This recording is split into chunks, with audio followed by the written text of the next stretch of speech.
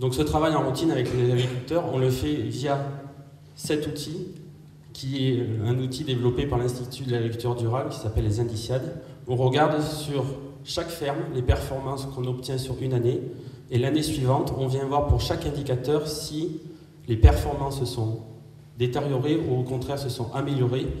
Et dans ce cas-là, on explique pourquoi on s'améliore et pourquoi on a régressé.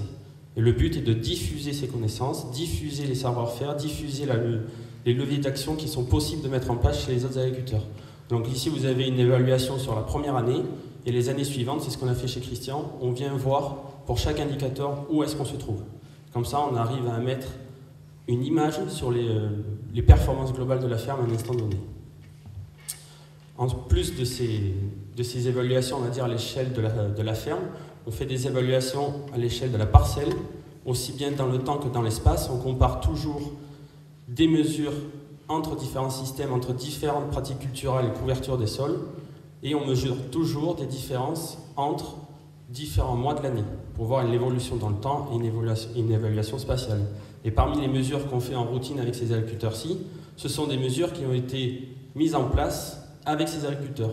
L'idée est bien d'impliquer l'agriculteur pour qu'il puisse investir et qu'il trouve un réel intérêt, et pas venir juste spolier l'agriculteur et repartir avec des mesures.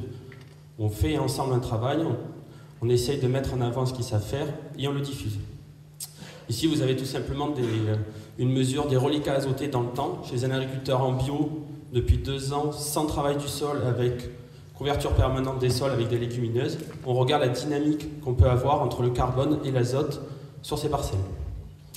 Ensuite, on quantifie tout simplement sur des couverts végétaux pendant la période d'interculture la biomasse et donc indirectement la quantité de carbone qui est fixée par ces cultures intermédiaires qui couvrent les sols pendant l'hiver. Ensuite, on calcule des bilans humiques, donc ça c'est génial, on peut le faire très rapidement avec les agriculteurs. On regarde les pratiques, les cultures, les rendements, les retours de matière organique, les fumiers. On regarde qu'est-ce qui rentre dans le stock de carbone du sol, qu'est-ce qui en sort. Au final, on a un bilan humique qui nous permet de savoir si mes pratiques, mes cultures, mon itinéraire technique permettent de stocker ou de déstocker le carbone. Quelques autres mesures. On mesure l'activité biologique des sols. Le but étant d'essayer de retrouver une activité biologique pour d'une part essayer d'augmenter la fixation d'azote libre dans le sol et d'autre part améliorer la fertilité, le pilier biologique de la fertilité des sols. Ici vous avez un autre dispositif qui vous permet tout simplement de connaître la capacité du sol à infiltrer un volume d'eau donné. Donc en essayant d'allier pratique culturelle et couverture des sols, on regarde toujours les différences. Tout simplement on met un volume d'eau dans un cylindre et on regarde le temps que met le sol à infiltrer ce volume d'eau, qui est à corréler avec bien évidemment à la porosité verticale des sols, à sa capacité à infiltrer l'eau et aux quantités de carbone qui sont dans le sol. Ici, c'est un autre exemple chez un agriculteur. On regarde tout simplement combien de carbone et combien de production je produis en année 2000. Quand je faisais qu'un maïs et avant, pendant l'interculture, mon sol était nu.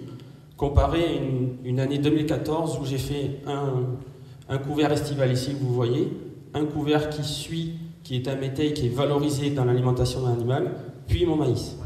On compare ces deux techniques entre 2000 et 2014, toujours pareil, sur le temps de travail tracteur, sur l'économique et sur la production de carbone à l'hectare. Je vous garantis, les résultats sont assez impressionnants. On en verra quelques-uns après. Donc dans le projet agro, c'est ce que je vous ai présenté au début, il y a différentes fermes qui sont suivies. À gauche, vous avez une carte où vous avez un potentiel de fermes, mais ce n'est pas une liste exhaustive. Vous avez un potentiel de fermes qui mettent en place de l'agroforesterie, des couverts et d'autres qui sont prêts à en mettre en place. Donc il y a vraiment un gros travail à faire avec ces agriculteurs-là qui sont en quelque sorte esselés. Et à droite, vous avez une carte, donc elle n'est pas tout à fait mise à jour, où nous avons fait de l'acquisition de références avec le protocole que je vous ai fait voir précédemment, chez les agriculteurs pour tout simplement avoir des points d'ancrage un peu partout sur le territoire, pour que ça fasse tache d'huile et pour que chaque structure relais localement puisse s'approprier le projet et diffuser au maximum ce travail remarquable que font les agriculteurs.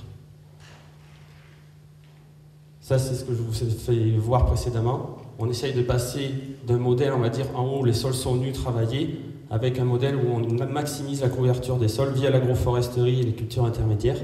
Et donc le projet agro essaye de mettre en animation tout ce savoir-faire et le diffuser, c'est comme une courroie de transmission, c'est le diffuser au plus grand nombre.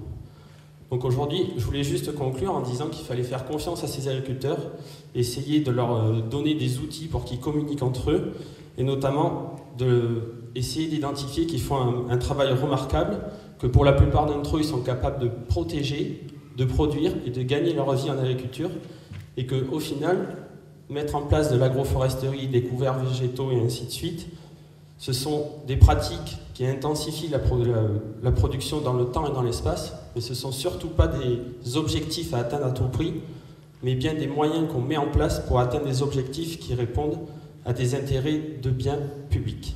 Merci pour votre attention.